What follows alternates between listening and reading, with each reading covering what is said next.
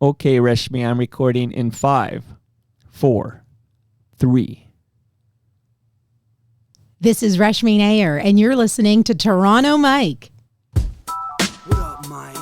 Was there more? Did I start too early? Was it Toronto Mike, the greatest podcaster the world has ever seen? You'll never know. I know. I didn't know what to do. I hit the theme.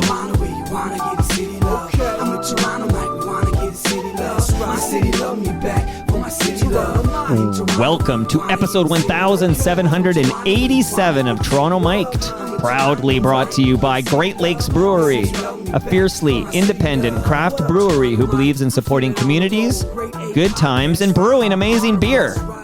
Order online for free local home delivery in the GTA. Palma Pasta.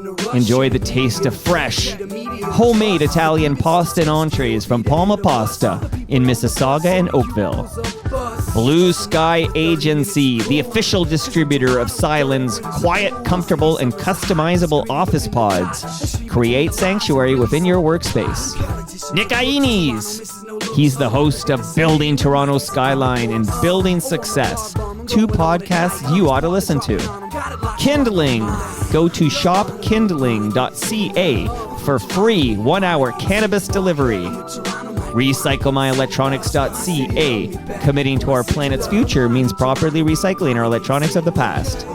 And Ridley Funeral Home, pillars of the community since 1921. Today, making her return to Toronto Mic'd, it's Reshmi Nair.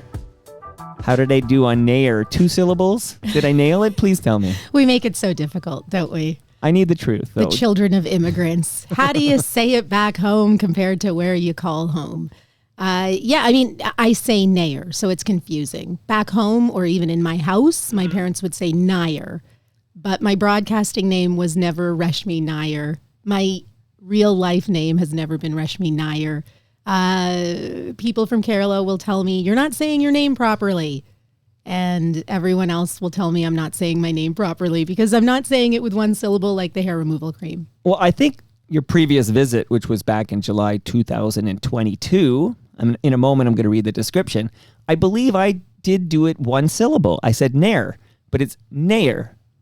I love that you care, Mike. I just feel like it's your name. Mic'd. I should get it right. Mic'd. Don't butcher the pronunciation of Mike, okay? That's what I want to make sure you don't do. Okay, do you remember your first visit to this basement studio, Reshmi? I remember the lasagna. Oh. I remember the lasagna. I'm excited about it. I do remember it. You're lit up right Mike. now. Yeah, I had such a great time. Thank you for inviting me back. I had a great time too. Like, I left that episode in July 2002 thinking, oh my God, I love the chemistry, the rapport I have with Reshmi. She's definitely going to be coming back every year. Like, she's just going to come in for a catch up. But here we are. Let me do the math on this. It's 2022. Yeah, July 2022. Okay. So I'll read the description. I have good news for you, though. You are getting another frozen lasagna from Palma Pasta. Yes! It's in the freezer, Reshmi. That's why you're here, isn't it? To get the Palma Pasta. Delicious really Palma. Good. And I do have some fresh craft beer that pairs nicely with the Palma Pasta, courtesy of Great Lakes Brewery. So you got the beer? Delicious. You have the lasagna.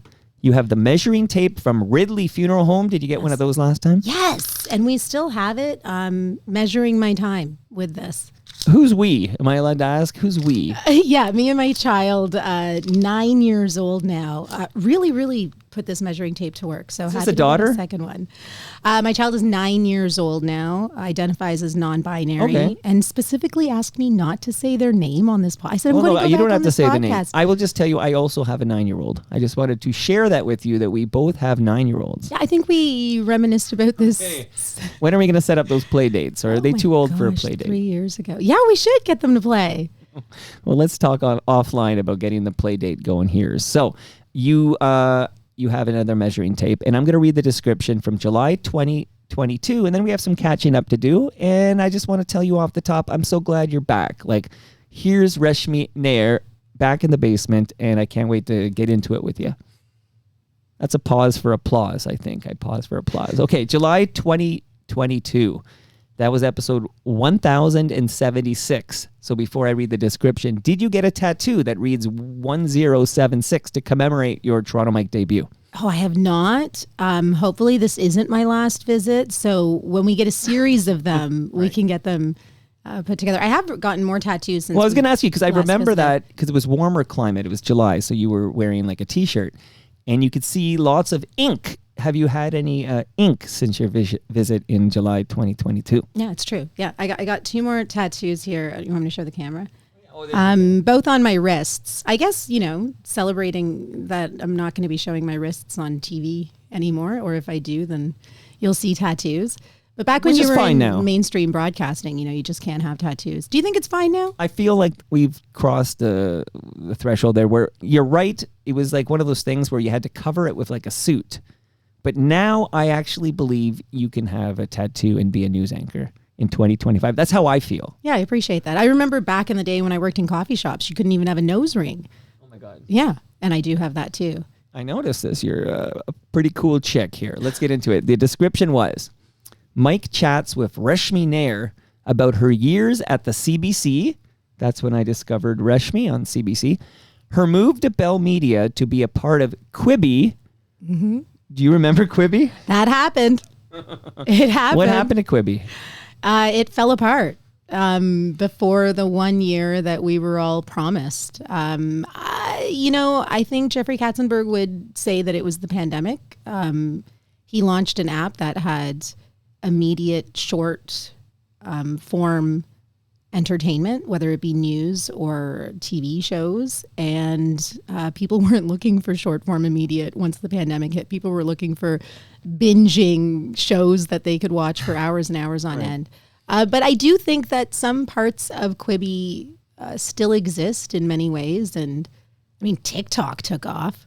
No, I think people Quibi do tried to like be short TikTok. clip. They like it, but they'll do it either TikTok or they'll do Instagram Reels. Yeah. Like I feel like there's already a place for that to happen. Yeah. So tough sledding, but that's how you got to Bell Media. And then in the description I wrote and how she ended up on News Talk 1010 co-hosting The Rush with Scott MacArthur. So Did we figure that out? How did I do that? I think that the guy who had the gig wanted to run for mayor, right? Is that what we decided? Oh yeah. What do you remember about so all many this? people have had have been able to hold the name of that program, which exists because it exists and there's an audience for it. No, but we took over. He was the mayor. Jay Mad. Yeah. Well, Yeah, okay. it I was- don't it remember was- this because I'm not a big 1010 guy, but I do play one on podcasts. A big 1010 guy You're too nice to be a big 1010 guy. Oh, well, we're I gonna can get tell into you it. that I from like the I other like side that. of it. I like that vibe. We're gonna get into that. I'm very curious, Kat. You know that. But Jay Mad Dog Michaels took a gig in Montreal. Is that what happened? Yeah, the last 2 people to host the Rush before Scott and I were Ryan and Jay. Yeah, Ryan was dismissed. yeah, I don't know anything. We about that. won't say anything further about that. But I think he's working for the premiere now. I think he was before that too. Okay. Can I say that, Ryan? I don't know. Okay. So Ryan Doyle, who by the way came over with Jay Mad Dog Michaels to talk about the Rush when the Rush launched. So I had a good chat with Ryan and Jay. So Ryan is let go. Jay goes to Montreal. He's still there on Shome. And then you enter the fray. But can you remind us, how were you paired with Scott MacArthur? Like, if it's okay to maybe give us the Cole's notes on that. Yeah. I was offered the opportunity. I was at CB24 Right. after Quibi collapsed, and that was a time. And then I was offered to host the show on The Rush, which was incredible because Ryan and Jay had a really good run. We should say that they had a really good run hosting the show. And I was able to fill in for either of them during the pandemic. So to be able to host the program was incredible. Scott and I were just put together. The manager at the time knew Scott from sports broadcasting. And so Scott and I were brand new to each other. Is this Jeff McDonald? Yes. Okay, because he would know Scott MacArthur from Jay's stuff on TSN 1050 Yes. before Scott MacArthur left for the Fan 590. For those who are like listening for the first time because they want to know what's going on with Reshmi, there are several pretty great chats with Scott MacArthur in the Toronto Mike feed in which he talks about how much he disliked that experience at the Fan 590. But we'll get back to Scott in a moment. So they just I know that paired you. Scott was part of your top 50 episodes that you revisited too, which was great. The Scott MacArthur interview. I noticed that a few weeks ago. Well, way to go, Scott. Reshmi didn't make it into the top 50. Well, I see. I'm not sure there is a top 50. I'm not actually. I'm in real time. I'm processing. I'm like, what is she talking about? I don't have a top 50. You were doing your quarterly visit into how great the podcast okay, is. no, that's an F. Yes, that's FOTM cast, but that's all calendar based. Like you'll be discussed in the next FOTM cast because that's how it works. So you didn't come on last quarter, but you're on this quarter. So I think like the first week of January, the VP of Sales and Cam Gordon will be back in the basement to discuss the previous quarter in the TMU, the Toronto Mike Universe, and we will discuss episodes of interest from that past quarter. I would bet you anything, unless you just like say nothing and leave right now, I will bet you anything your episode will be discussed on the next FOTM cast. I don't know if I asked for that, but now I feel like well, I've it depends asked what you for say, that. Reshmi. I'll be very honest with you. You gotta be aware. Okay, you gotta be aware of accountability. What are you asking for? You were paired of Scott MacArthur. Yeah. Okay. Yeah. And Scott's talked about his epiphany. He needs to leave radio, and he went out to the Maritimes, and he's like a social worker now. Like he completely like changed vocations. But what was it like from your vantage point co-hosting The Rush on 1010 in the afternoon when your co-host Scott sort of kind of up and leaves? It was wild. Yeah. I still have not heard from Scott. I wish Scott all the best. But it was wild. And if I can speak from my perspective, well, that's all you can speak from. It was a really hard time for both of us. Let's see. A couple of big headlines that happened right when we launched was Roe v. Wade was overturned. Right. And we have a 4-hour talk radio show. And we were told in our story meeting, and maybe a couple hours before we went on air, don't talk about Roe v. Wade. But why is that? Why? Why is that? We took it personally. We definitely took it personally. Scott looked at me, a woman. I looked at him, a progressive man. And we looked at each other and thought, is it because you're you and I'm me that we can't talk about Roe v. Wade being overturned? I don't know. When the Queen died, we were also notified in our editorial meeting there won't be anything negative said about the Queen. Wow. Or colonialism. Right. And again, we looked at each other and said, is it because of you? Is it because of me? Is it because you're who you are? And I don't know what the final answer is on that, but when you go to work and you wonder if decisions are made, really bad decisions, are made because of you, you kind of walk around wearing that, going, well, it must be because of me. Is that one specific workplace that is run by a great company toxic, discriminatory, completely against the grain of where all of humanity is going, which is just tolerant and understanding and welcoming? It's a tough place. So yeah, Scott just didn't come into work one day. Okay, well, hold on. Back to those edicts. Is that how I say that word? It's like I can spell it. Okay. These memos you're getting, like don't talk about this, don't talk about that. Are other shows at 1010 getting the same memos, or is it just The Rush? Great question. I ask great questions on this podcast, Reshmi. It's a great question. You know, can't speak for Scott again, but I'd say that when we were hosting together, we couldn't handle listening to the other programs on the show. We just couldn't handle it because of what was being said during the midday programming that we would then have to piggyback off of. So it's in the news, but is it something that Reshmi and Scott can talk about? That was off the list, which is ridiculous.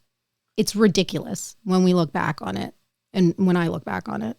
I think it's ridiculous to have it's called News Talk 1010. And if you have an afternoon drive show and Roe versus Wade being overturned by the Supreme Court in the United States is the big, topic of the day. And to get a memo to say, don't talk about that, I'm shocked. I'll be honest. I didn't see that one coming. That's just a few things, Then give me some more. Well, then you think about Gaza. Right. Okay. Yeah. Did you get a memo on Gaza? Is there a memo? It was overwhelming. Mike, I'll tell you one story. Sure. In my 20 plus years of broadcasting, of course, we are very aware of the Holocaust. And my record My journalism record will show that I cover it as much as possible. I will talk to survivors. It is a very important issue. And in between eruptions of Gaza created by the Israeli government, there will be issues that we still talk about with Holocaust survivors, and I will be the one to push those stories. So there is no way that there is anything anti-Semitic about me. Even before Gaza erupted again, I had the special rapporteur, the UN special rapporteur for Palestine, a really smart man who is a professor at Western University, a very intelligent man who was brought on by the United Nations to go into the region and report back. Special rapporteur. I had him on to talk about Netanyahu and how the government was essentially, from his perspective, creating an apartheid in the country. Right. And this is even before brown children were being blown up. That got me on email lists with people who believe that anyone who talks about the Israeli government is an anti-Semite. And my email box was flooded with the same script. Everybody send reshmi.nair@bellmedia.ca this email. Right. Well, so did my boss. So I get a call the next day, Reshmi, we got to talk about this. What do I say to these leaders who are now demanding, Mike, they want the same 9 minutes on air that this professor had to rebuff? I don't even know. Are you speaking on behalf of the Israeli government? This man worked for the United Nations. I understand that you are Jewish. You didn't like what was being discussed because it reflects your country. That's the government, not the people. Maybe people are understanding what I'm trying to create as a division here for clarification. But 2 years ago, people couldn't. And my boss, not sure how to respond. And I'm sitting there thinking, you just say, thanks for your email, but we're not giving you 9 minutes of this equal time argument. So anyway, that already created some sort of an atmosphere with me and my colleagues at News Talk 1010, where I'm speaking up for who? Human beings. Human beings. But now, the government of Canada acknowledges Palestine. That didn't happen in the 20 plus years that I was a broadcaster. Right. And that was also an issue. That's what your mainstream newsroom will say. Well, we follow the Canadian government. Do you? Should you? And are you now? Because Mark Carney's calling it something else, and I'm pretty sure mainstream newsrooms haven't changed. So that happens. And then I'm a target for these emails, which doesn't bother me at all, but it seems to be bothering everyone else who just wants an easy workplace, easy flow, talk about things that don't disrupt the audience. And meanwhile, you can have a midday anchor, dead naming Elliot Page. Right. That was an issue. I took it up with HR.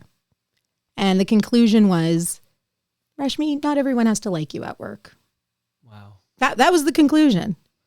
So when I talk about discrimination, when I talk about there's racism, there's sexism, there are all of those issues. And we shouldn't be surprised about it, because if we have to talk about them, they still exist. But people were telling me to stop talking about it. And it's not something that I think we can. Do you think the same comments would be made about you and the same criticism if you were a straight white man? Well, this is where I go back to those editorial meetings where Scott and I are looking at each other and going, is it because of you? Is it because of me? Is it because of me, you, who? It's tough. It's tough, but I found that that's maybe how I ended up at News Talk 1010 is I am up for those tough moments. I was the internal ombudsperson for CTV for a couple of years, and that was created to address these kinds of issues. We have really intelligent journalists in our newsrooms, and they're being led by people who are not really keeping up with the times or even responsive to what these generations are bringing into the newsroom. So we try to make the workplace a better place to work in, and that can be for a temporary writer, it could be for a fill-in producer, or it could be for a full-time employee. If they have an issue, we take it up, we fix it. And I was really proud of my work as internal ombudsperson. We did a lot of work within CTV News to make the workplace a healthier place for anybody and everybody. But then I found myself being absolutely alone at News Talk 1010 with my beliefs. with my progressive attitude. Because dead naming somebody is wrong and nobody else at work agrees with me, that's wild. That is wild. I do have a question about these emails. Are they sort of just, we think Reshmi is anti-Semitic because of her comments about Israel? Is it just kept on that level, or does it ever veer into threats or anything far more obscene? I know many people in the industry, most of them women, who have taken on a lot of hate and a lot of threats. I am lucky enough to say I haven't really experienced anything that brutal. Well, that's good, because I'm now thinking of a recent visit I had from Supriya Dwivedi, who was doing mornings with Mike Stafford and others at 640, the competition, morning show, of course. But she eventually did quit because of the threats she would get from listenership who would get all riled up from the show they heard the night before. And then she was a target for that vitriol and literally threats against her child and stuff, just the most horrible stuff. And then she's basically, I'm not going to do this anymore. Did you by any chance ever talk to Supriya about her experience, or did you maybe even listen to that episode of Toronto Mike? I did not. I will. I have mad love for Supriya.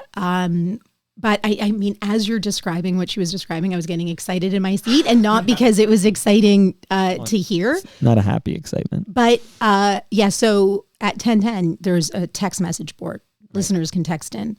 I was the only person on air who was told not to look at the text board. Oh my God. And it wasn't made available to me. So I'm on air for 4 hours and I'm not reading the text board. But then some co-hosts would read the text board while I'm on air. They're not on air right now. And they would send me some of the texts from the text board. And it was like, well, my boss told me not to do it. I am the only one told not to do it. I guess it's for my mental health.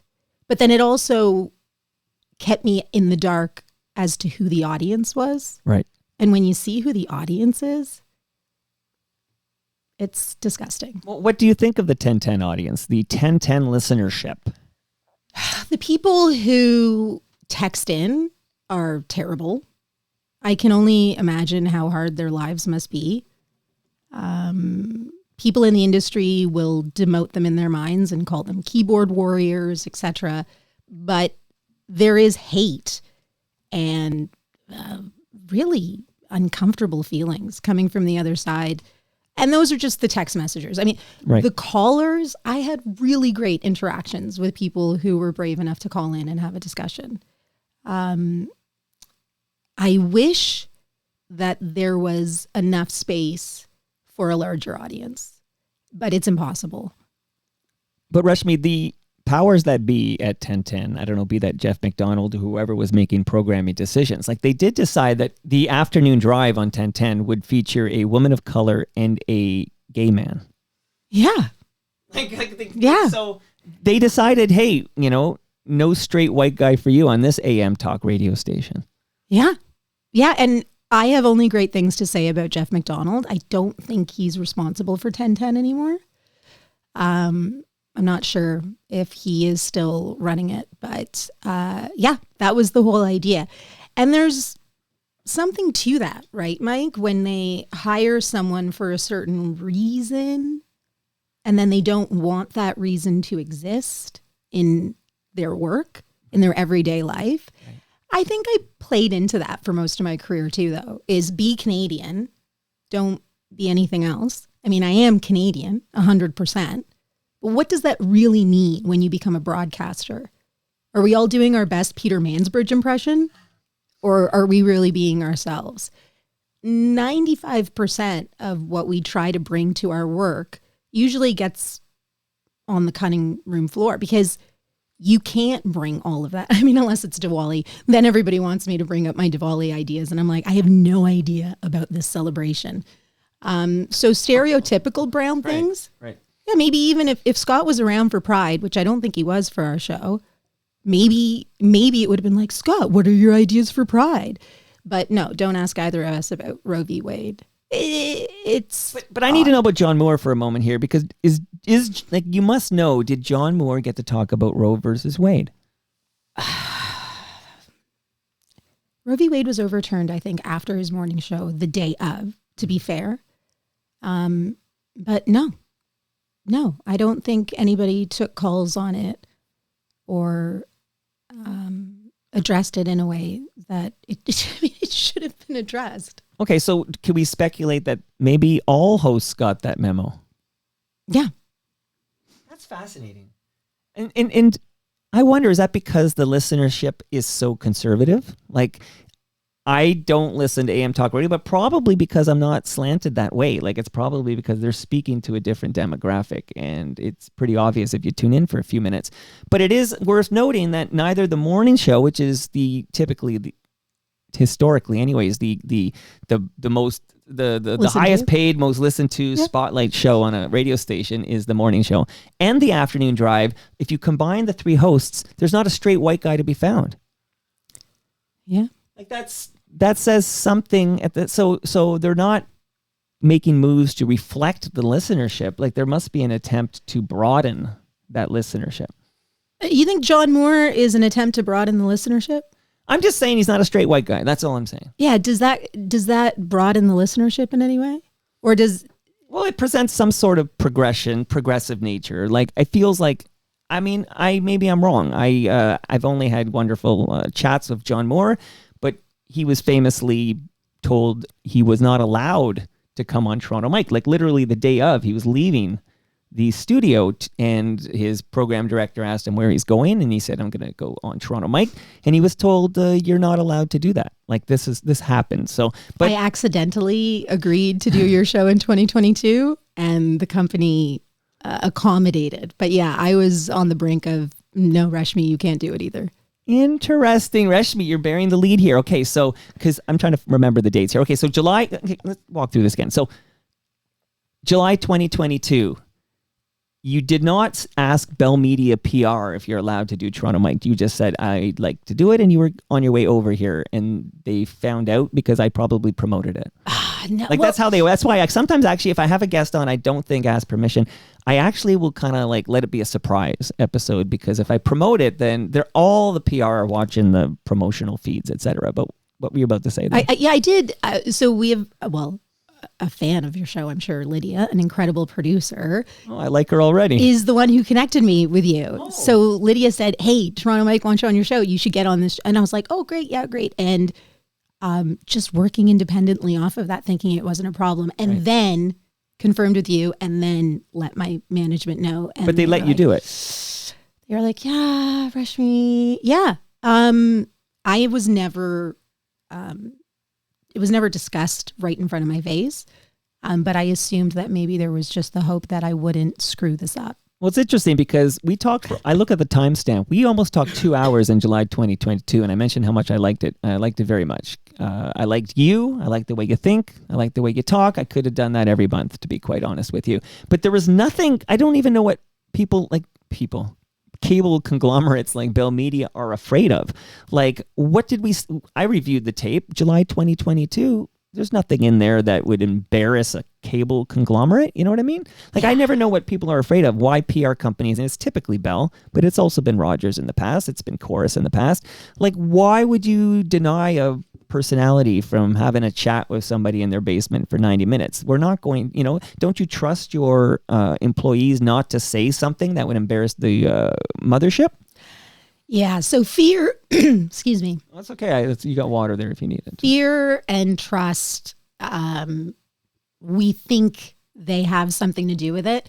But really what it boils down to is most contracts just have the company owning you, owning your image, owning your voice. Like, I couldn't show up in a video that showed up on YouTube. I couldn't just appear in a YouTube video if somebody was shooting something for a promotional event. I had to be aware of those things because the company, whether it's CBC, Bell Media, whoever they are, usually the contract says all of what you are is owned by this company during this period of time.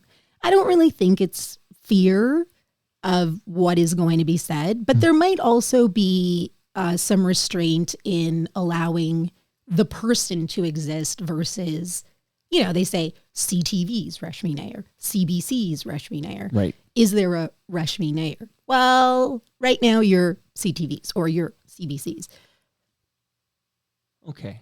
Fair enough. Now, okay, so now we've kind of set the table, what things are like at 1010. You're working with Scott MacArthur. And then now I think you're about to go here, and I kind of said, slow your roll, Reshmi. We got to cover more ground here. But what is it like from your perspective when your co-host, Scott MacArthur, seemingly disappears? And again, for the listenership, Scott's told this story in incredible detail. He's been over here to do it. So if hit me up, Mike at TorontoMike.com. I'll send you the link to the exact episode where he talks about this epiphany of sorts he has that he doesn't want to be on the radio anymore. But what's it like for you, Reshmi, when Scott MacArthur disappears? So Scott's not coming into work today. We're going to find you a fill-in host, and we're not sure if he's coming back tomorrow. So I grab my phone and I text Scott, hey man, hope everything's okay. And I don't hear back. And so they find a fill-in co-host, and the next day, and the next day, and so on.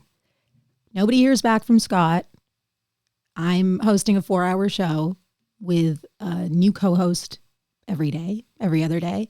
And so that's hosting within hosting, right? It's like throwing a big party for a certain reason, and everybody comes to the party for a certain reason. And then you've got the new person who's never been to your house before, who doesn't know where the bathroom is, who needs you to hold their hand while you go and get food. And so that's what co-hosting with a new co-host every day is like, because now I'm co-hosting you. I'm welcoming you into our studio. I'm welcoming you into our program. I'm prepping you between every commercial break as to what we're going to talk about next. It's a lot of work. It's a lot of unpaid labor that I picked up. That wasn't fun at all. I loved I loved most of the co-hosts. Can I get a list of those co-hosts that you did not love, Reshmi Nair? I think some of them are hosting the show now. Oh man, no, we had some really great rotating hosts, which then lasted for almost a year. Okay, so hold on here. So I realize. So I want to kind of take us to December 2023 here. Sorry for interrupting, by the way. Please. I feel like you had something to say there. Okay, well, I want to give you some room to go here. But do you remember debating me on a show on CTV News Channel called The Debate? The Debate. Okay. Yes. So do you remember? Because I don't think I ever told you the story, but I had a producer reach out and say if I would do this show, which was live. Mike, what's the name of the host? Mike something? Alcamore? What's his last name? You're putting me right on this Okay, spot. Mike. So what's it called, Mike? Mike, Yes. he seemed like a really nice guy, actually. He is a really nice guy. I had a Mike good, de la Couture. Thank you. I would never remember that. That's a great surname. I probably would butcher that one as well. But so I was invited by producer, Bell Media producer, say, would you do this debater show? And I said, can I do it from 299 Queen Street West? And they said, yes, you can do it from 299 Queen Street West, or you can do it remotely. And I said, I've always wanted to do something at 299 because I was a big City TV fan growing up. And anyone who listens to the show knows I love talking about the City TV 299 and Much Music and Electric Circus and all that. That's the stuff I love talking about. So I said, okay, I will do this. Even though it's not really what I do, but I don't know what I do. But I was going to do this, but at 299 Queen. And then literally, I think it was the day before or that morning, I got an email from the producer saying, I'm sorry, we can't accommodate you at 299 Queen. There's nobody there to help you. You'll have to do this remotely. So it was I felt like it was a bait and switch. So I've already committed to this thing. Now I got to do it on this computer. I'm like, oh, that sucks, but I'm going to do it because I promise I do it. But then I realized this hookup, and I can't remember what technology it was. You would know better than I do. What was it, WebEx? FaceTime? Maybe, FaceTime, okay. But then what I found out doing the FaceTime right here is that I can hear, it's almost like I'm on the phone. I can hear what's going on the other side, but I don't get any visuals. And I was so thoroughly disappointed. This experience was basically me sitting here, I can hear an audio feed, and then I got to kind of figure out when Mike has finished the question, when do I talk? And then there's Reshmi, who I was quite like, but I didn't get to see you. Anyways, this whole thing I did it. They invited me back, and I politely declined because I'm I only said yes because I was going to do 299 Queen. And I thought I did a fine job, actually. You did a great job. We had tons of fun. Well, they did invite me back, which I think is a good sign, but I did politely decline because I was in it for the 299 Queen Street West experience, and they took that away from me. So I just thought it's interesting. We did have that interaction on the CTV News channel where I got to debate you, and it was a great time, and I'm glad we did it. So. And did you go back and watch it? Yeah. Oh, yeah. So and we looked great, right? I think we looked really hot, if I may say that, and I think we did look great. And I think I was kind of funny, and I thought you were your charming self, and I thought Mike did a good job, and it was great. And then that show got canceled, and maybe because I didn't return. Maybe Has that's it been canceled? It's long gone, actually. So I just want to throw that in because I'm building towards December 2023, and I realized that happened obviously before that. So Mike Lecouture, I hope I'm getting your last name. I have to Google his last name. No, it sounds right to me. He is a really great journalist and reached out to me to say, hey, would you be one of these panelists? But guess what, Mike? There was no one at $2.99 to accommodate me either. Right. That's funny. What is going on? So I have to, after hosting a live radio program that I love for 4 hours, immediately after, because I'm off air at 5:59 and we're on air at 6:02. Yeah. You see Reshmi running out of the radio studio, hooking up a ring light, setting up my own chair, my own lighting, putting on my own AirPods, getting into my face. Welcome to my world, Reshmi. I'm doing it all by myself. Yeah. There's no one to help me either at $2.99. So I'm sorry, Mike, but it's true. There are no employees left. Right. Well, and they moved CP24, right? Yes, to Aging Court. I love that building too, Mike. One of the highlights of my career, I hated working at CP24, but I loved walking into that building. Can I tell you what I've got I'm in just the like you. Toronto I did Mike my schedule? best Monica Diol impressions. I love Monica Diol. You want to dance in those windows? We got to get it done. Tomorrow I'm talking to Ed Conroy, who's also known as Retro Ontario, and we will be talking about kids TV, but Ed's on all the time, and we talk about these, I was at the 30th anniversary party with Monica Diol, the Electric Circus 30th. It's actually the one and only time I had a conversation with Moses Znaimer. That was that one time. Wow. But okay, wow. Okay, that's a big deal. But 299, quick fun fact is I produce a show for, which show was it? Goodness gracious, I want to get the right show. It was Nick Iones. Okay, so I'm going to shout out Nick Iones. He's got a great podcast called Building Toronto Skyline. And we had this great architect on, and we had this chat. And he reveals in this conversation that when City TV was moving from 99 Queen East to 299 Queen Street West, they hired him and his firm to do all the work inside 299 Queen Street West to accommodate Moses' vision. And he talks about how it was like a lengthy process because a new show would come up and they'd have to redo a different room. And I'm going to talk to this architect on this program in this basement about the vision of Moses for that building and how the architecture firm would satisfy it. Like that is coming up. So I've always been pretty damn fascinated by 299 Queen Street West, what happens inside of it, everything about it. And it's a heritage building. Right, of course. And yes, Bell Media, I guess, is vacating, and that's why CP24 is at Aging Court. But where I'm going with this is that I really wanted to have, at least in my life, one experience, because I've never worked in radio or television. I've never, why would I be at 299 Queen Street West? I would like to do something there. And I was excited that I'm going to do this debater show. It was live. Of course, it's live at 6. And I realize now, what are your thoughts on this? It must be because they want people to tune in the CTV proper to watch the 6 o'clock news, right? Like, why does this show even exist?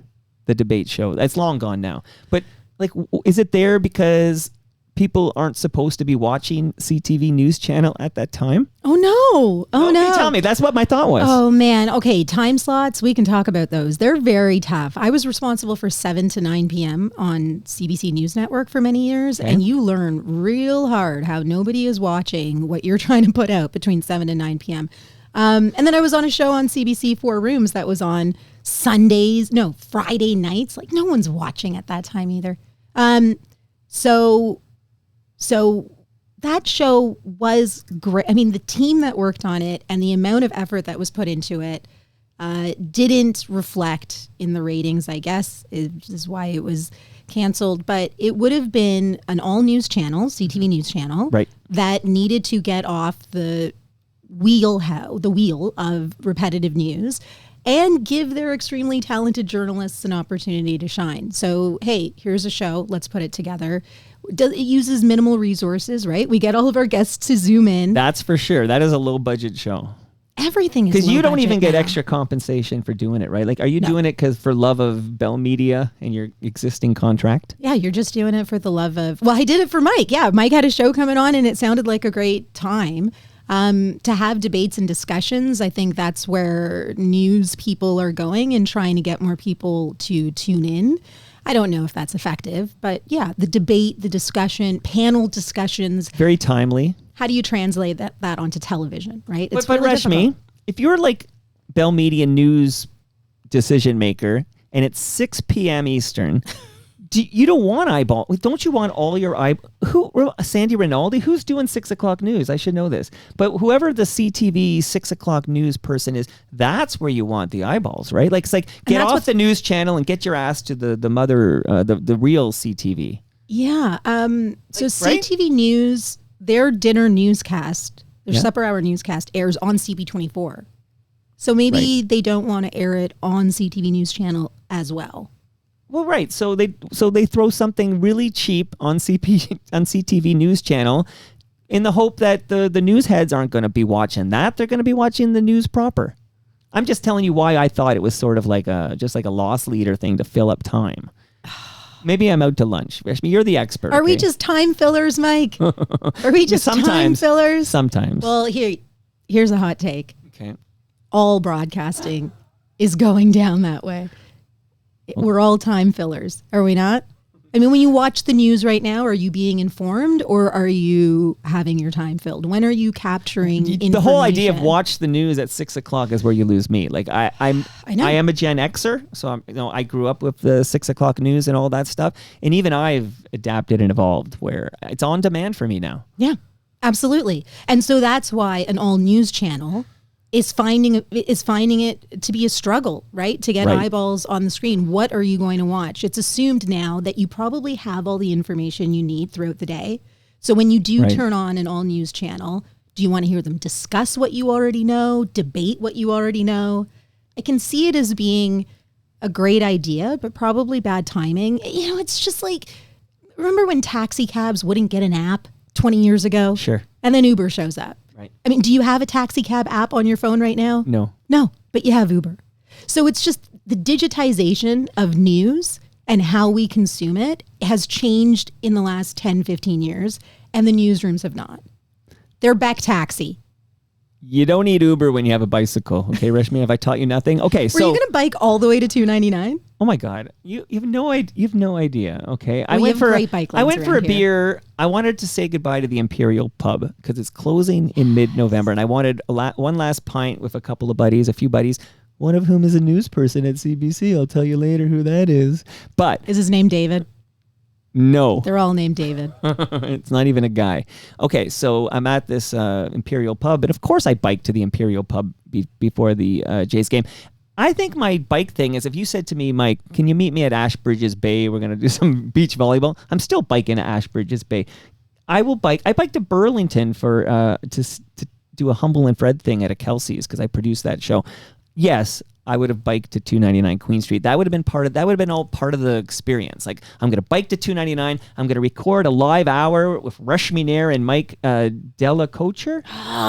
You look it up. I think it's Delacote, something Mike, like that. I'm But anyway, sorry. I need to get you my back to brain. December 2023. Okay, I think your brain's fine. I've been listening to you for almost an hour now. December 2023. And again, remember, I'm a guy with a podcast and a blog that does cover Toronto GTA radio and television. So I start getting notes from people. They come to Toronto Mike with this stuff. Okay, I'm like the canary in the coal mine. Like, I'll tell you something's up. This is how I knew Humble Howard was fired from Mix 99.9. I can tell you in December 2023, I was getting so many notes from people who say, "Where's Reshmi? You're buds with Reshmi, right? What happened to Reshmi? Reshmi Nair has seemingly disappeared from the 10:10 afternoon drive show. Please tell us. We need to know what happened in December 2023. What did you find out? I found out you were off the air and we never heard from you again until right now. And what else have you heard? I want to hear what happened. It doesn't matter what I heard. What matters is what you say right now, because I trust you're going to tell us what happened. What happened that you were removed from the afternoon drive show on 1010 in December 2023, and then you seemingly disappeared? Well, I took a page out of Scott MacArthur's book, didn't I? Wow. Did you take a walk in the snow? I'm sure a lot of people wish I had. Yeah, I bowed out. It was a painful time. It was a brutally painful time. One of the major issues or biggest concerns, and one of my proudest moments, is choosing to be a mother overall. Broadcasting, live broadcasting, a full-time job in live broadcasting will keep you away from your children. And women in the industry have told me this my whole life. And they were women who were older than me when I was just starting out, who didn't have children. And there were women who had children who had to stop chasing their career or climb the ladder. They just settled for that mid-level job, and now they're home with the kids. And I found myself a few years ago pulled away. Like that's one of the biggest reasons, Mike. I know that's not very spicy, but daycares in this country, if you are past 6 o'clock, they will take your house. Yep. I've lived this life. You're describing a life I've been living for 20 years. So my dream job of hosting a radio program is from 2 to 6. Right. And my childcare options fell through. My mom was a great help until 2023. She fell ill. And I was finding babysitters to pick up my kid from an after-school program, who then got my kid home. And yeah, we have the same age children. A few years ago, it was all about reading and writing, and I was missing it. I was missing all of it. So was there a job that I could do within this company or any other company that would get me to pick up my kid before 6 p.m.? I mean, ideally after school, and spend quality time with them? Or am I on my phone nonstop because the news is constantly changing? And I am now a one-person show for 4 hours without any support. We have one producer who gets just over minimum wage and respectfully has to say at some point in the day, this is above my pay grade. And I was told that by him multiple times, and I respected it every time. Right. I wish I could have said the same thing. Well, it often probably was. Oh, a lot of the things I did. Show me that T4. I need to know what you were being paid over there. Oh, a fraction of what anyone else is being paid. Really? Oh, absolutely. I mean, that's what you get when you get a brown girl and a gay guy, isn't it? We're just happy to be here. I don't know, because to me, again, I would watch you on CBC, and then I know you did CP24, but you were a veteran who was very good at her craft. I would think you would be compensated well. I mean, it's all relative, but... Yeah, it is all relative. I hosted a 4-hour program, and I probably got paid what other people got paid for an hour. So put it like that. If you're hosting... That's a quarter. I just did the math, okay? Yeah. That's a quarter of what you should have been paid by Bell Media. Well, I mean, should have is relative too, right? It's a sliding scale. We don't know what each other makes, and companies want to keep it that way. They love that. Yeah, and then when you do find out, then you do the math. So was I getting paid enough to, okay, put it this way, Mike. I was given a salary to co-host a 4-hour show, and then I lost my co-host. Right. And I was still paid as a co-host. And you're still doing that damn debate show with me. That was all for free. Yeah, I mean, there's no increase to my pay. There's an increase to my workload. And I'm sure anyone in any industry could say this at this point. So it's not like I'm taking that personally. But should I go back into the office and say, now I'm doing this, I should make this much? Absolutely. I had friends in the industry saying, okay, well, if you're going to spearhead this, if you are going to be the only person hosting The Rush, you should get what Scott MacArthur's salary was too. Right. Right? Just add that on. Right. Oh, that's a great negotiating tactic. That's yeah. It didn't happen. But some of my co-hosts probably got paid more hourly to fill in than I was getting to host the show permanently. Long term, let's say, not permanently. So basically, because of the fact that this probably plays a role too, if you're being compensated as such, and it sounds like were very honest and frank with us earlier about, memos you were getting and treatment from this and that. And so you're not having a fun time. So it's not fun anymore. It's absolutely turned into a job. Scott MacArthur disappears. He's talked about that on Toronto Mike. You could listen to that. He disappears. He ends up going, selling his Toronto place and moving to the Maritimes where he is today. So he had that epiphany. I don't want to be on the radio anymore. So he leaves. Now you're carrying the whole thing. You mentioned, how difficult. I know what it's like when someone shows up at your side door and you have no rapport with them because you've never met them before. And it's like, okay, let's do a live to air 90 minutes right now with 0 edits. Like, I know what that feels like. It happens there every week. So that's a lot more work. It happens that's every day. But you have been here before, so I didn't have to do it with you right now. But I have done it with you in the past. Reshmi. Okay, so you basically went to your boss and said, like, I'm just curious about the logistics here. Like, do you say, can you package me out? Because you don't want to quit. Because you know what happens when you quit? They don't give you a penny. They just say, peace out, and you're not compensated for the time you spent at Bell Media. Mike, I quit. So you didn't get any severance, of course, because you quit. Severance. Yeah. I mean, by that point, anything that they gave me would have been just as toxic as the experience, to be honest. I wouldn't have I will take your lasagna. I won't take anything from anyone in that building on my way out. It's brutal. It's brutal. This sounds brutal. Yeah, it's brutal.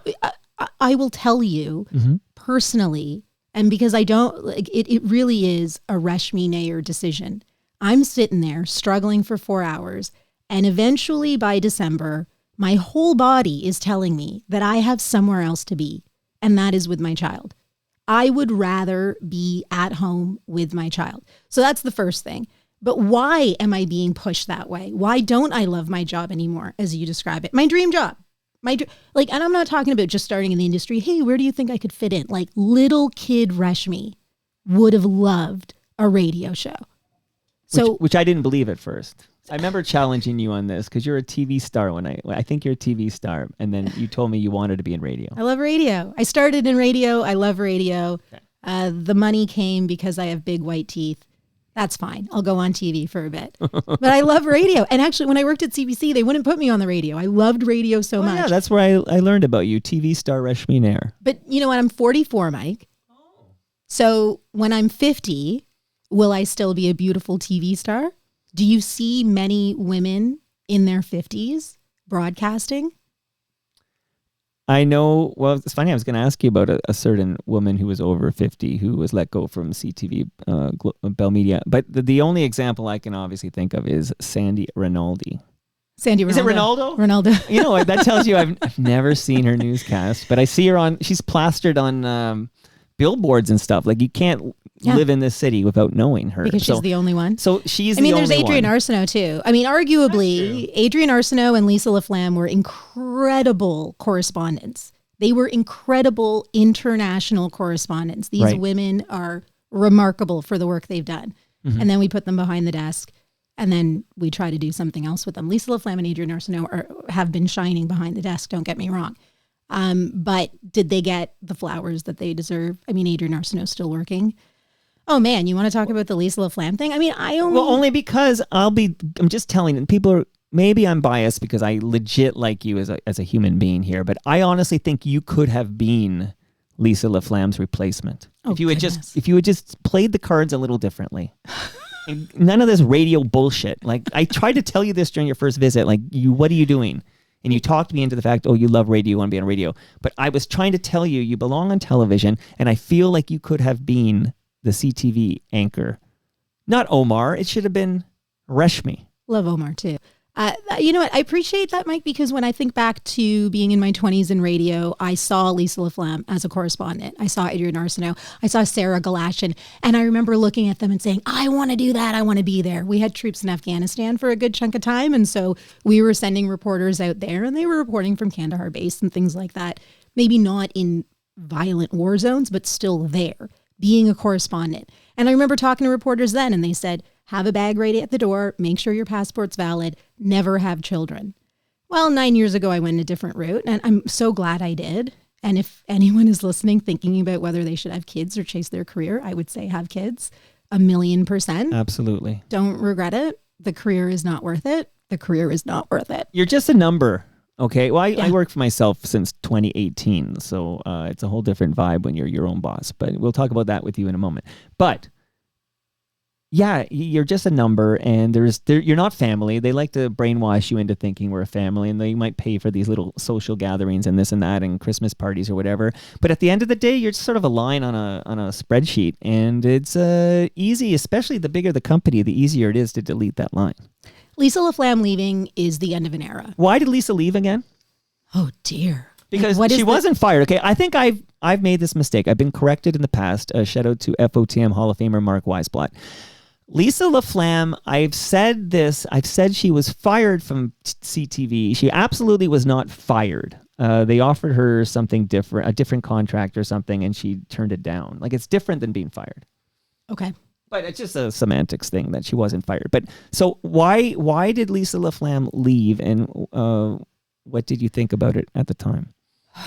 You know more than I do about why. I mean, I consumed maybe a little bit closer to the story because I knew people on the team, but I consumed the information at the same time as everyone else. There was talk about her growing her hair out naturally. That seemed to be an issue with new management, which was extremely insulting. Do you remember that? That felt very speculative. Like, from my vantage point, it seemed like there didn't seem to be any there. Like, I never really bought into the whole hair color gate. But you know, here we are, two people. We need Lisa on the show, but of course that's a whole different. I mean, the comments were made.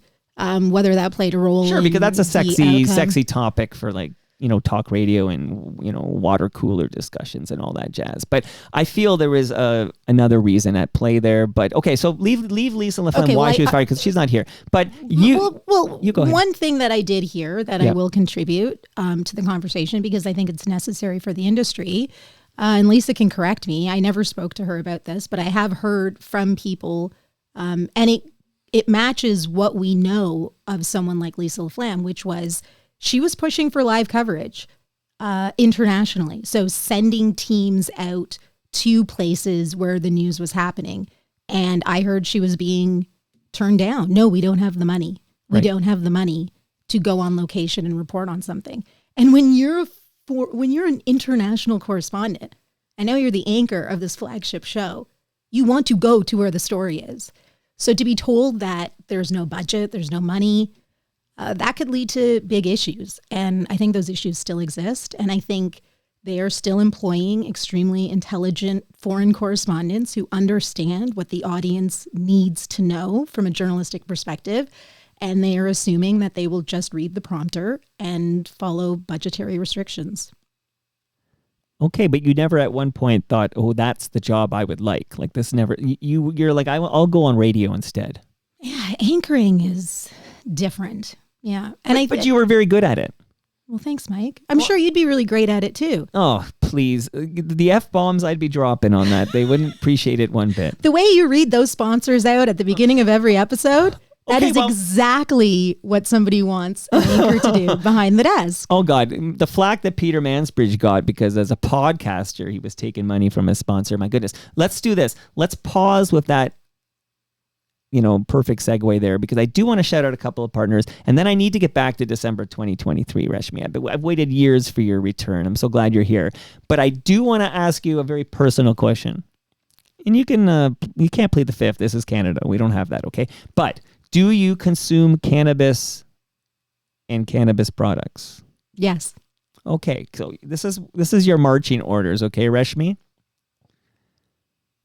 There is a website. It is shopkindling.ca. So I'm aware of them. Okay, so you're aware that you can 24/7 you can place an order online at shopkindling.ca, and this is when they will do the delivery between 9 a.m. and 11 p.m. So most of your waking hours, unless you're a shift worker. That's a whole different story. But you'll get that cannabis delivered to you in under 1 hour. So within 1 hour of the order between 9 a.m. and 11 p.m., that cannabis delivery is in your possession. You can track it. You mentioned Uber earlier. You can track, where is my cannabis? Where is my weed, man? And then it'll arrive and it'll be discreet. Every time I say it's discreet, someone says, why do you have to be discreet? I'm just saying, believe it or not, there are still some segments, some places where there's a little stigma attached to cannabis consumption. Believe it or not, even though it's 100% legal. So I would just urge you to try shopkindling.ca if you haven't already, Reshmi.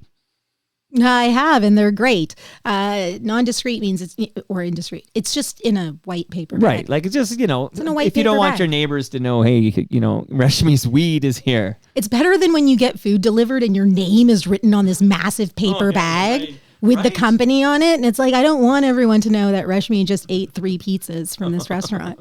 Invite me over next time, okay? Well, invite me over when you make up this lasagna. That's what I want. I want to have this lasagna with you from Palma Pasta. Hey, shout out to recyclemyelectronics.ca because Reshmi, if you have old electronics, old devices, old phones, maybe Bell Media gave you a BlackBerry and it's sitting in a drawer somewhere, you got some old cables, do not throw them in the garbage because those chemicals end up in our landfill. Go to recyclemyelectronics.ca, put in your postal code and find out where you can drop that off. You got it? Awesome. And this is for anybody looking for a creative and dynamic work environment. So if you're responsible in any regard for your office and, there's a return to office, we could talk about that. I know my wife has been called back 4 days a week, believe it or not. I said, I'm old enough to remember when we were in the office 5 days a week. That's what I say. But okay, what you do if you're looking for dynamic and creative work environments is you email Doug Mills from Blue Sky Agency. It's doug@blueskyagency.ca. Let him know you're a listener because Doug is he's been a listener forever, but he's stepped up as a sponsor and we want to make Doug's life better. So doug@blueskyagency.ca, dynamic and creative work environments, including Silence Pods. I think Alan Zweig was here Friday, Thursday, Friday? Yeah, I can't remember now. But he was the last episode, and he made an interesting remark about the silence pods. So that gives you some privacy in a busy work environment. Okay, Reshmi. Mic'd. No, it's Mike. Okay, the show is mic'd. I like mic'd. I am Mike. You like that? Mic'd. You know what? You can call me Mic'd. You're the only one you can call me Mic'd. That's how much I like you. I would get notes every week. They're still saying sitting in for Reshmi Nair. They're still saying filling in for Reshmi Nair. And it would be like for months I'd be getting notes like this. And then one day they're like, Reshmi's not on the website. They removed her name from the show. They stopped saying filling in for Reshmi Nair. Like, what? So when you disappeared from the airwaves in December 2023, was there some deal where you had to shut the fuck up? Because we didn't hear a peep out of you. Nobody said Reshmi's gone. You just disappeared. Mm-hmm. So do you want to speak to that? I personally know, I can tell you, you talked about how Scott ignored your text when he disappeared. I know I sent a text or two it's just to make sure you were okay. Because from where I'm sitting, my friend Reshmi has left the airwaves and is off the grid. There's no social posts. There's just silence. Radio silence. I ran out of things to say, man. That's impossible, Reshmi Nair. I ran out of things. I remember my last day. I remember turning the mic off, and it was with such vitriol. I was just so peeved about the whole thing. And I threw my pen down, and I walked out of there.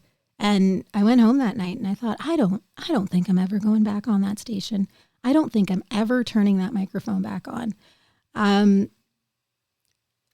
What happened? Anything and everything. I guess I've given you an idea of my personal life. So Sure. Single mom. Yeah, that's tough. Dealing with the scheduling. That's one thing.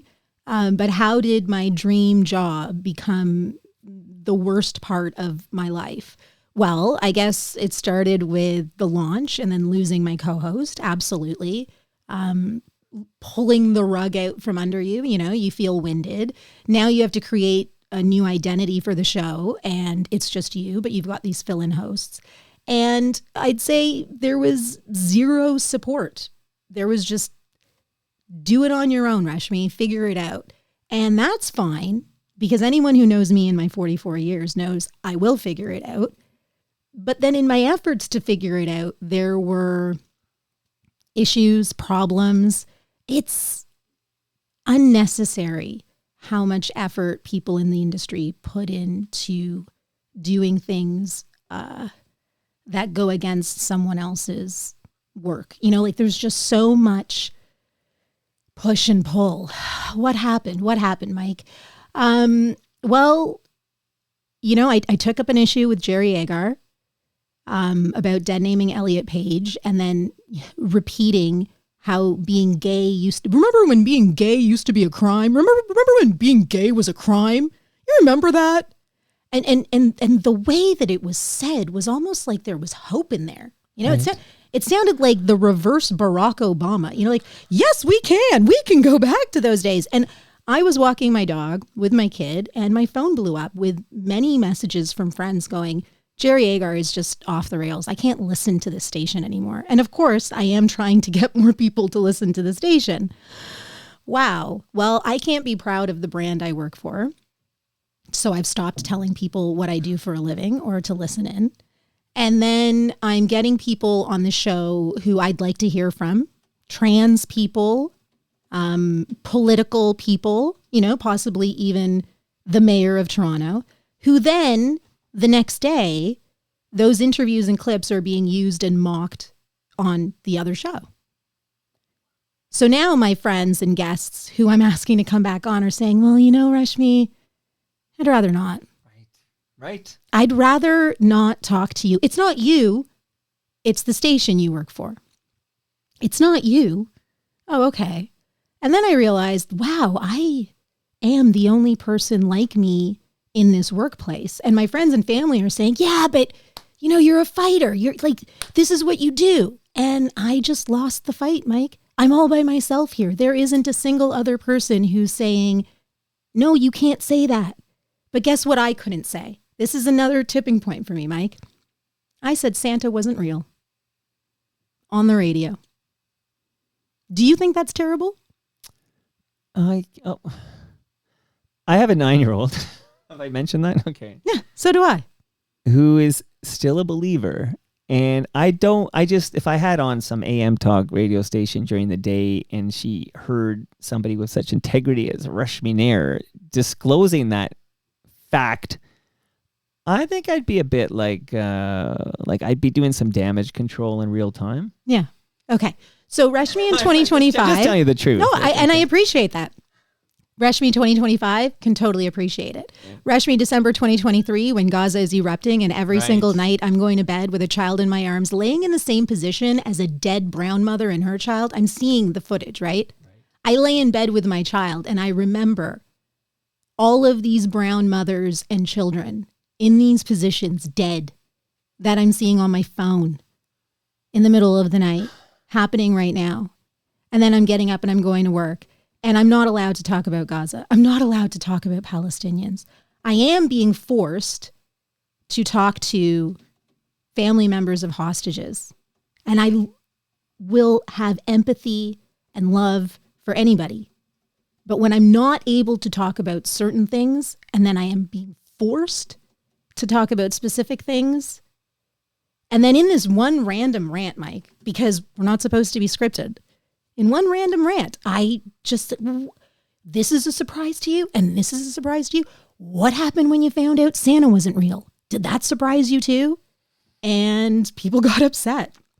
So unscripted in real time, because I'm just ranting. Yeah, I've done this too, but not for like a terrestrial radio station. So maybe that's the difference. But you'll say something, and then later you might be like, okay, well that was what I said. I stand by it, but maybe I could have done it a little more delicately. But okay, so it's just almost like there's a lot of shit going on in the world, and you felt like the fact that we're up in arms over this Santa declaration. Like I'm actually at a point where I'm actually like I'm thinking, okay, this is where I'm thinking, and maybe I'm totally out to lunch, but there's some dad or mom who's listening to Toronto Mike with Reshmi Nair in the car and dropping the kids off at school right now, and then you drop that bomb or whatever. So. This was right at the time when parents were picking up their kids from school. I was on air from 2 to 6. You know what I'll and say? This was probably 4:00. Yeah, this was prime. Because I do think it's it's weird we do it. Like people do it with religion, right? And then I'm critical of the whole thing, but we do this thing, and I have 4 kids. I did it with all 4 kids, and I'm not saying this is what we should be doing to our kids, but we tell this big lie to our kids. And then every year for, I don't know, about 9 or 10 years, it's like magical wonder for the whole family that, oh my God, like this is happening and we got to get these cookies out. And then, oh, I think I heard them last night, Daddy. And it's like so like fun. So I didn't have that growing up in this country. Right. Born and raised in Toronto. I didn't have Santa in my childhood. And I think I represent a population that deserves to exist. Of course. So this is an example of, hey, Reshmi, we hired you to do this, but don't be yourself. I mean, like adopt these like Christian values for. But Santa's not even Christian, 4 hours. man. No, I know. He's Coca-Cola property, I believe. On. Like, this is where I'm at. Well, look, I'm a proud atheist, and there's still going to be cookies put out for the big guys. So at that point, Mike, Santa mattered more than the dead Palestinian children. But don't you think it's about we can do something about this, but the other is so big and it's almost difficult to process, like where we fit into that whole thing. Like Santa's too big for me to process. I know, I get it. So that's like a last straw of sorts when it's like you got. Did you get shit from management or just? My favorite. Okay, so I can't say Palestinians. I can't talk about brown babies dying. But I'm miserable about it. But now I got to go to work and it's November. Hey, let's get into the Christmas spirit, all this Christmas stuff. And I came into work, excuse me, after that Santa thing. And it would probably be a week after that. And my producer with his coffee mug in between him and myself, as though it was like, a buffer, just so I don't punch him in the face or something. Hey, so just making sure you're not going to talk about Santa again today, right? Just making sure, because the bosses want to make sure that I told you not to talk about Santa today. And it's like, oh, man. Yeah, dude, I'm not going to talk about Santa. But you want me to talk about happy, spirited conversations about putting out, I don't know what you put out. You put out this little elf on a shelf. Ridiculous. Elf on a shelf. No, we don't know. We don't. No. But that's a new thing. That wasn't around when I was a kid. I know. And I can't speak for all brown people. I can't speak for all Reshmis. I have no idea what it's like in other people's houses, but I'm not doing the elf on the shelf. And I'm a mom. And I'm not doing elf on the shelf. I don't know it. I'm not doing it. It's a dumb one. But I shouldn't be judged for it. Right. There is a population of people. So can I ask, does your 9-year-old have any secular Christmas stuff going on? Like, is there a tree? Is there anything? Yeah, absolutely. So I'm going to throw everything off now by saying we talk about Jesus in the house. So my kid knows that Christmas is Jesus's birthday. Right, sure. And it's celebrated by Christians. Right. And Santa was created for people who don't believe in Jesus, who still want to celebrate the holiday. Right. That's what I tell the kid. Yeah, that's what you should tell your because 9-year-old. It's facts. Right. What do you expect a journalist to do when they become a parent? I mean, of course. I'm not going to pretend that some old man just came into the house and put all these gifts down when I worked my ass off for those gifts and I wrapped everything up. Like, what are you talking about? Right. You need that credit. Now, let me ask you this though, Reshmi. When your child was, let's say, 6 or 7, was your child like? Did you tell your child maybe hold that water around your friends at school? Like because there's I'm just curious, like whether your child knew enough to maybe not spoil it for the other 6 and 7-year-olds. Absolutely, school. Absolutely. Okay, but also at 6 and 7, my child was going to school with kids who wear hijabs. With kids who just don't celebrate Christmas. Sure. For whatever reason. Public school, right? Yeah. Yeah, mine too. But those kids also aren't ruining it for the rest of them. I mean, what are we ruining? Believe in Santa if you want, but just see it as a story that you believe in. Right. I worked at CP24. This is a real story. Yeah. And I went in there and they're like, you're doing the Santa tracker today. Right. NORAD does it, right? No. This is a CP24 Santa tracker. No, it's a NORAD tracker. No, you're exactly what you're saying. Right. That was my story assignment for the day. No, I refused. Stephanie Smythe was the assignment editor, and she's like, you're doing NORAD. And I laughed. I was like, absolutely, I am not. And they said, well, and they all looked, and I thought it was a joke. I thought they were pranking me. I was like, this isn't a real story. And then all of a sudden, I don't know, in that moment, maybe I made a reputation for myself of not a team player or too hard of a journalist. I just want to talk about real things. I don't even believe in Santa. This isn't real. We're doing this every half an hour when everything else in our community, not even the world, in our neighborhood is falling apart. Our roads are falling apart. I mean, you want to talk about taxes? anything else, anything.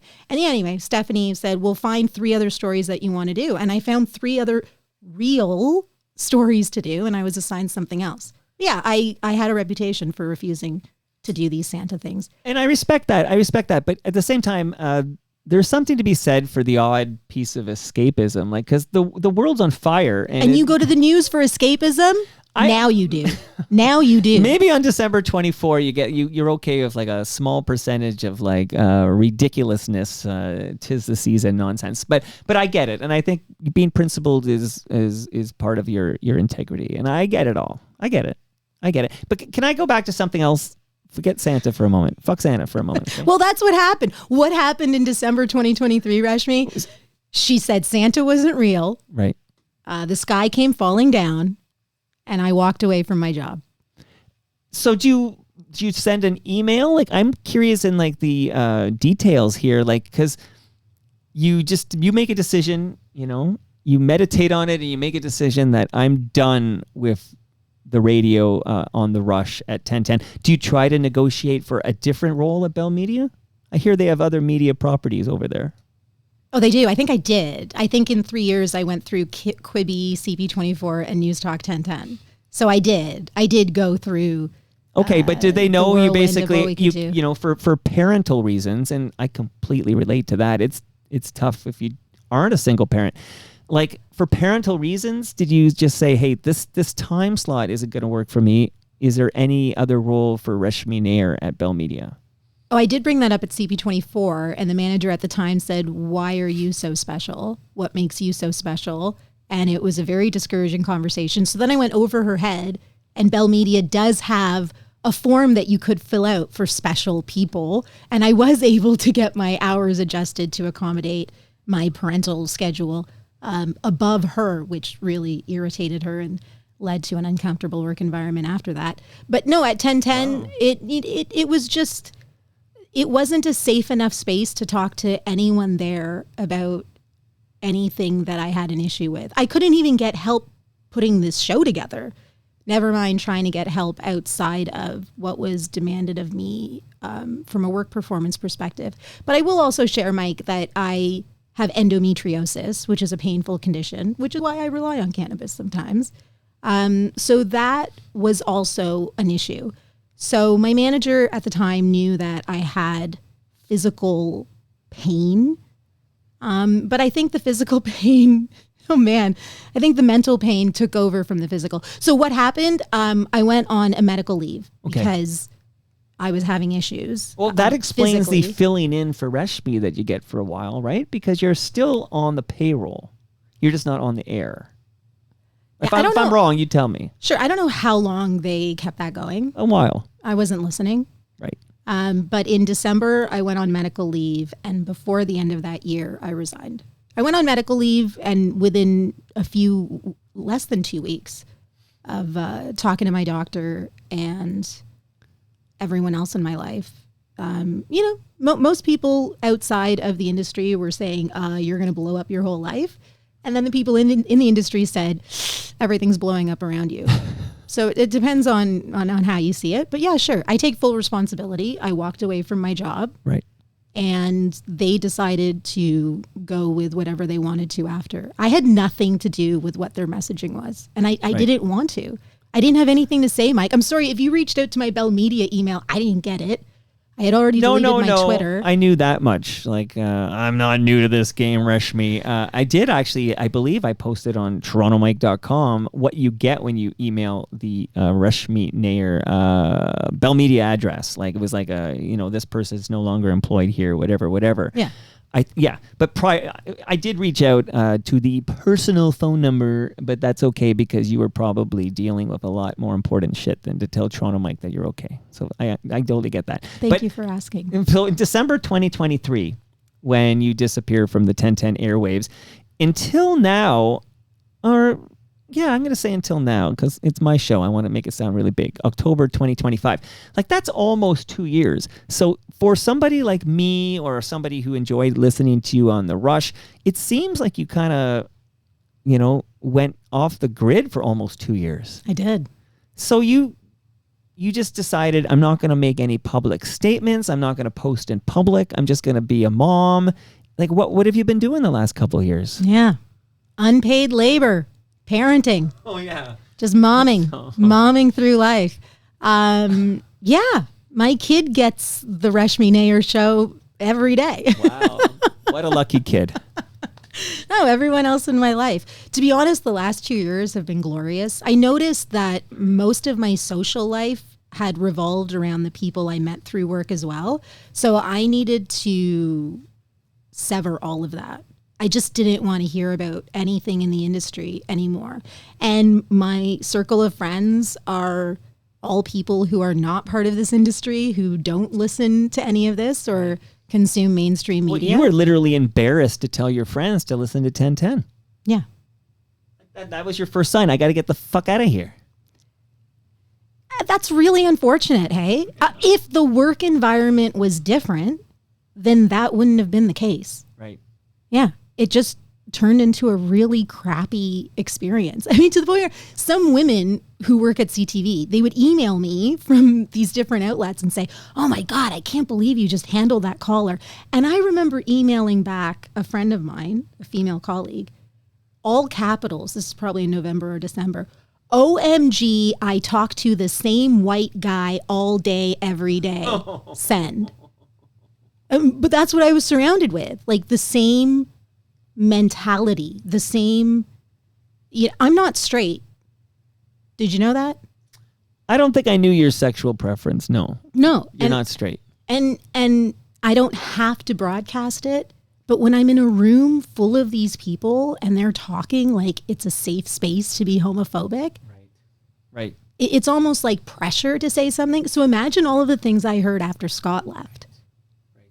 And they don't know that they're insulting and offending me. Out, as they say. I don't. How far out do I need to go for someone like Jerry Agar to shut up? Right. How far out do I have to be? Like, do I have to have a bleeding heart? And I think maybe Scott was asking that too. In order for the employers to say, "Oh, there's a little bit of a shift here in who gets to say what and who gets to treat someone how." And even when I took up the LGBTQ issues with HR, it came down to, well, you don't have to be liked at work, Reshmi. And I was like, I don't want a guy like him to like me, but he needs to respect the Elliot Pages of the world. And that still doesn't exist. So you're momming it up. So we're talking since December 2023. Yeah. So you're momming it up.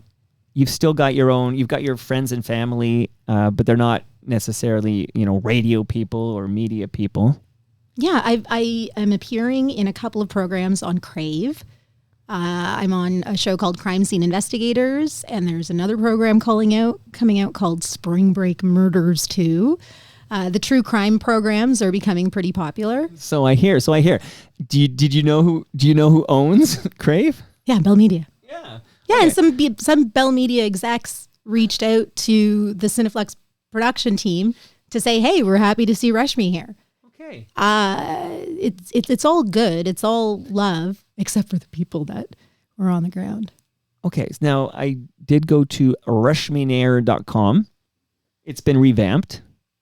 It exists. It's my new website. Okay, it never existed I wasn't before. sure. So it revamped in that it's been launched. Created. It looks fresh, is what I'm saying. Launched. So it's 2025. Okay. Yeah. I did read about coaching services. It says Reshmi helps individuals overcome stage fright, refine delivery, and develop an authentic voice for any setting. So can you tell us about your coaching services? Yeah. So public speaking and media coaching is something that I've been doing the entire time I've been in broadcasting. Off air, I'm a pretty nice person who likes to mentor and help other people in the industry. I'm not one to hold back on coaching, encouraging, and cheerleading. And most of the time, that kind of positivity was poo-pooed on by certain people. They'd see it as a idiot vulnerability. You know what? You're really happy and cheerful? Get out of here. Right. So I do want to tap into that a little bit more. And, when you interview someone, when you book an interview, sometimes they want a pre-interview. And just like we sat down today, You were like, don't say anything. Oh yeah, until I'm we the hit opposite. record. I do not want a pre-interview. I am the same as you, Mike, because we know that the gold is when you hit record. Well, we should say before I counted you in for that cold open. Although I wasn't sure when it was over, but I hit the theme anyways. But even the small talk, and I actually don't want to do any of that. Like, I'm happy to see you. Let's get a level check and let's start. Yeah, absolutely. And that's how I ran my shows as well.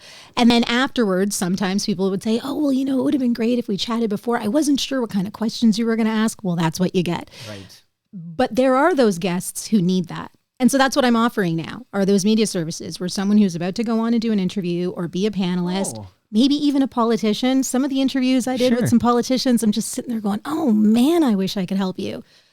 So I'm out there now. So you're available, like people can, do you want to tell people, I guess they go to the website and there's a contact form? Yep. Yeah, you get a free 30-minute consultation with me. It's all over Zoom. It's not going to happen in some heritage building in Toronto. I'm sorry. But yeah, it's all online, and we'll do a 30-minute free consult, and we'll talk about what you need. This could be for someone in a leadership position who's going to be delivering speeches. I did work with a couple of people who are looking into getting into politics. But yeah, reach out. 30-minute free consultation doesn't hurt, and then we can go from there. Look, I need your services, okay? You do not. I need Reshmi Nair's coaching services. Not that I have stage fright, but refining delivery. I can't say brewery properly. I think that's a 2-week course for me to figure that out. I think I've nailed the authentic voice because I simply have become indifferent to criticism, which is, I think, become a valuable asset for me. But can I just read something you put on your website? You said, this is where you're describing yourself. Did you write your website? Yeah. Okay, so you wrote, she hosted The Rush with Reshmi Nair on News Talk 1010. And then you make sure we know that's also known as CFRB in Toronto and is noted for engaging. A little typo. We should talk about this. What? Yeah, it says, oh no, and is noted for engaging. No, I think there's no typo here. I think I just can't read. I need your services badly. And is noted for engaging in thought-provoking conversations and addressing controversial topics, such as challenging a caller's homophobic remarks on air in June 2023. Can you just tell me what happened there? Oh my gosh, I don't have the audio for it, but it was written up by a couple of outlets in Canada. It was Pride.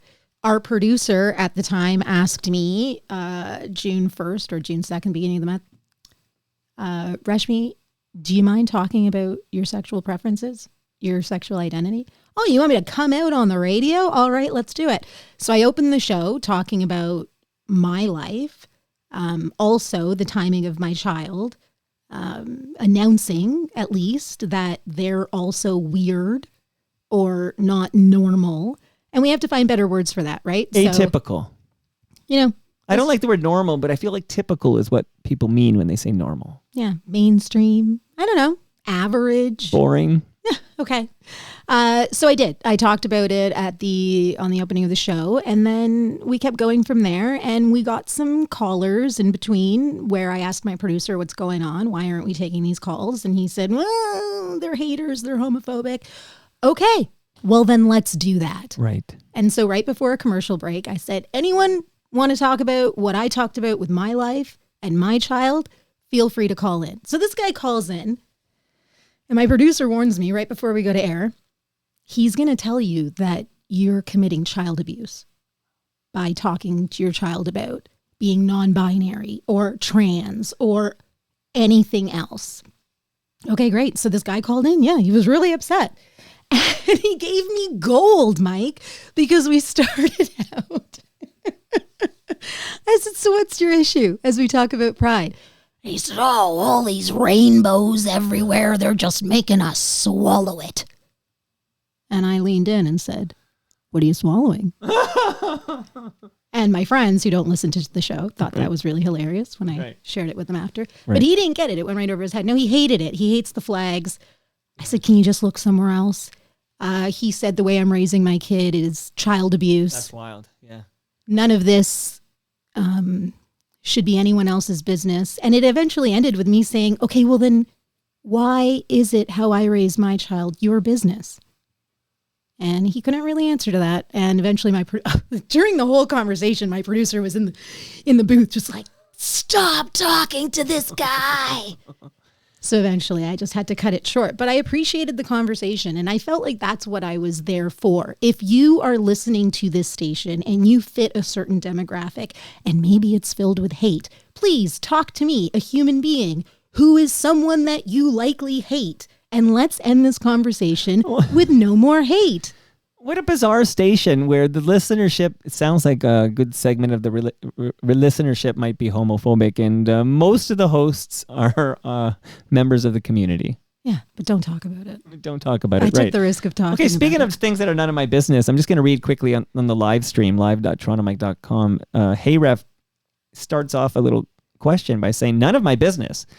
But how does she feed her family? So I think Heyref is just worried about your money situation. I should point out Heyref is also an accountant, so maybe he wants to help you. Oh, I'll take any advice out there. Yeah, I mean, I'm still earning. So I mentioned that I've been working on a couple of shows that are on Crave. I was able to go shoot a commercial out in Argentina for a company That's Donald Trump's favorite country. Oh, there were some interesting conversations I had with people in Argentina at the time. That was just last year. So that was for Eli Lilly, a medical brand. So I've been busy. I've been still in the broadcast industry. I'm appearing in front of camera, but not in a live MSM broadcasting way, which I don't like not on TV or radio, basically. Like you're not working. No one can find you on a different frequency or on a different station on our cable package. But you do have those shows on Crave. Are they out now? Those Crave shows? Crime Scene Investigators is on Crave right now. Stream it. And Spring Break Murders 2 will be coming out soonish. We just wrapped up production there.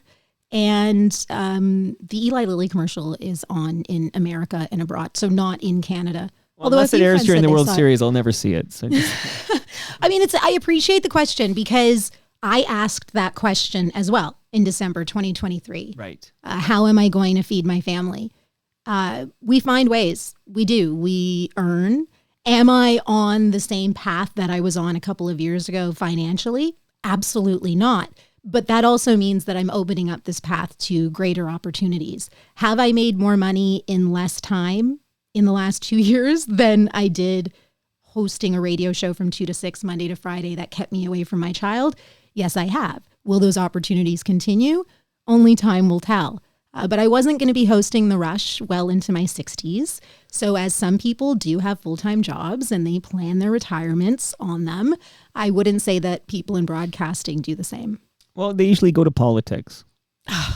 Like, were you at CP24 when Stephanie Smythe was parted ways? I had just moved over to News Talk 1010, but as CTV's internal ombudsperson, I was aware of issues with CP24, and they were brutal. Yeah. So no, I wasn't there when Stephanie Smythe parted ways. I left, and then there was a wave of change that happened in the few months after. Okay, but again, I've never worked in the mainstream media, but if things are brutal at CP24 and you've described how brutal things were at 1010, and what we know from the public realm about this clique we all read about and Lisa LaFlamme, et cetera, going on at CTV, maybe there's a common denominator. What do you think that is? Well, maybe it's the people I give all that money to every month for my phone. Like I'm saying, I just find it interesting. Because right now there's a human rights tribunal ongoing with Chorus. So Chorus, it's Jennifer Valentine. I don't know if you're following that one. And then there's the John Derringer and everything. And I'm following it as closely as I can. And Jennifer says she'll come on Toronto Mike when it's all over. So that'll be exciting. Yeah, it'll be interesting to hear her talk. But I mean, is it just this is the way of the world in 2025 that if you're going to work for mainstream media, it's probably going to be shitty? Like, would if your child decided I want to work in news or whatever, what are you going to do? No. You're going to say no. Go be a plumber or something. Oh, absolutely. HVAC, so much money in HVAC. Right, okay. Great. No, I wouldn't. Okay, so this is this is the free coaching services. If somebody comes in and says, I need some help, I'm trying to break into radio, you're like, no, go work at Wendy's. Well, what are you trying to break into though? In all fairness, the industry is dying. You are the godfather of podcasting, and it will forever exist. Self-appointed. You digitized before mainstream media could. But to make yourself available with something valuable that somebody wants to listen to, like, look what you've done. Everybody knows what they're going to get into when they listen to your podcast. They settle in. You have an audience who's aware of what they're getting into. Right. It's like Hockey Night in Canada. You know what you're about to get into.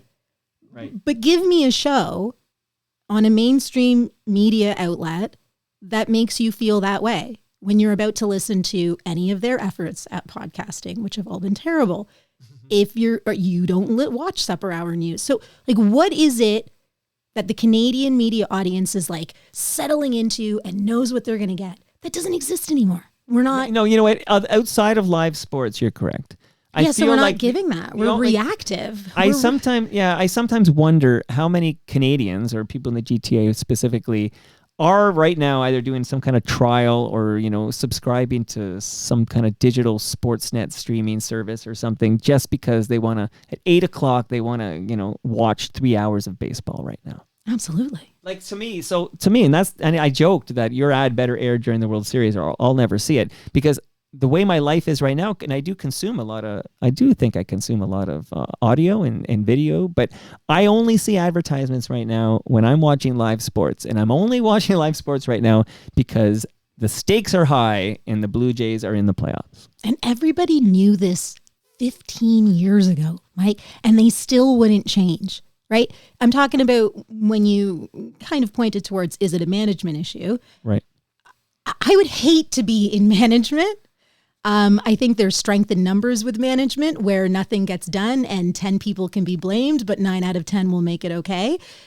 Is there enough being done on a managerial level? No, the role is manage. It's not to come up with new ideas. It's not to restructure. It's to just manage. So they are literally just keeping things the way they are, and everything is changing. The audience has changed, the way we consume has changed, and then also the information.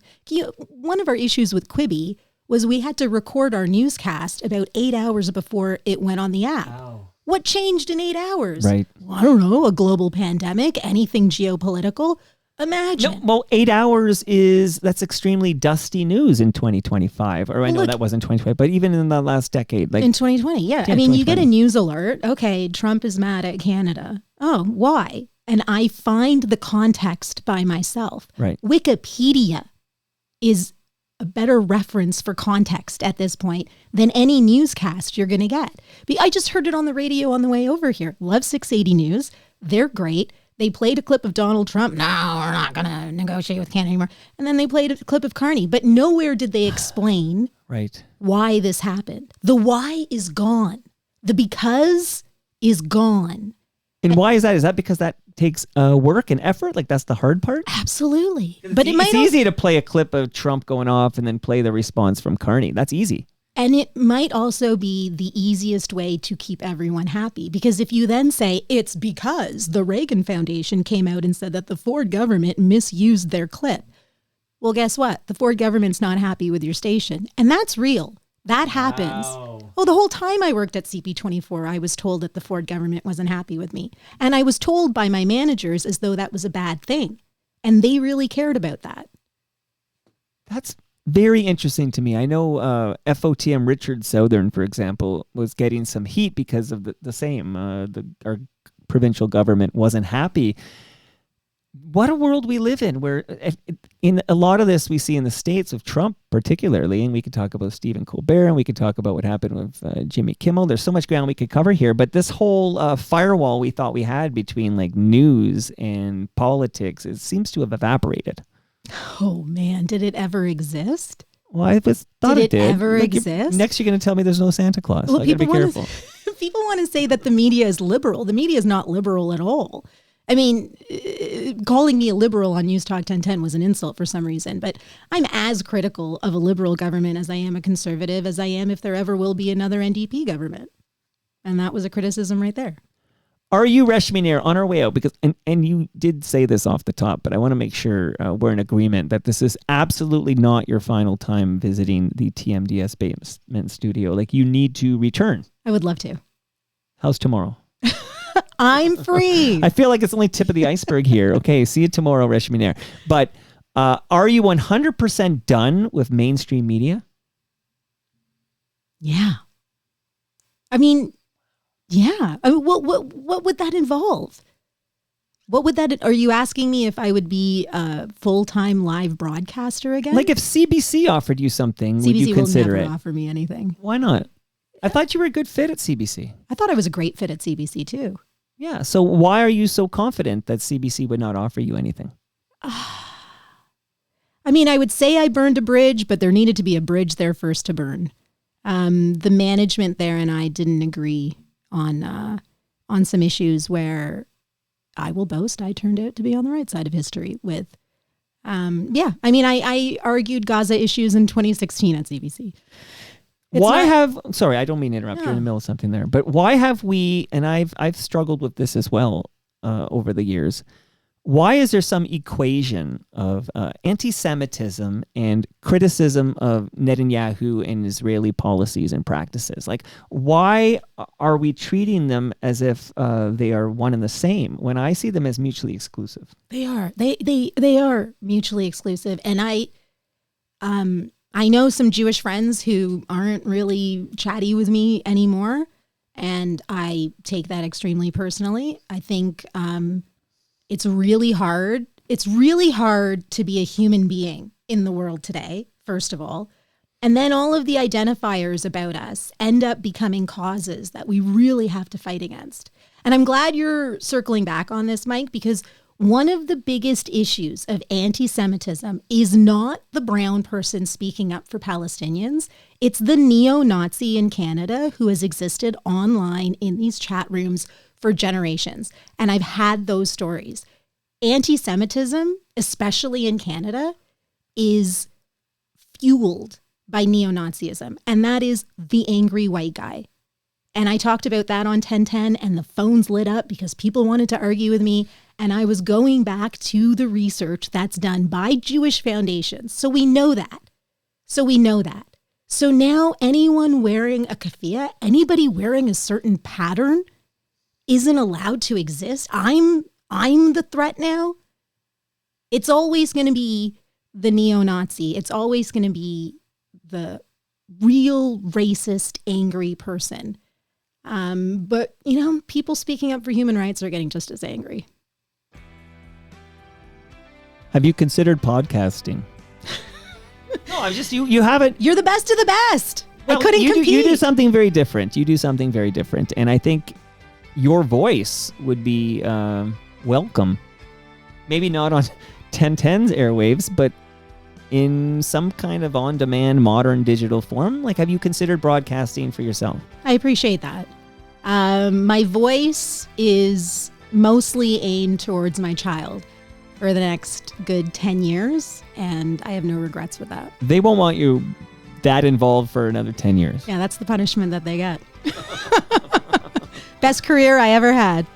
Okay, you're a lucky child. And man, I'm so glad we got to catch up, Reshmi, because I've had questions for almost 2 years. Like literally since December 2023, I've wondered what happened with Reshmi and 1010. And is she okay? Where is she? Did she consciously go off the grid? Why didn't she reply to my text? All of the above. I'm sorry it took so long. Let's not keep it this long for next time. Well, I'm seeing you tomorrow, right? Yeah, right. But do you get another lasagna tomorrow? Oh, I'm only coming back for the lasagna. You know what?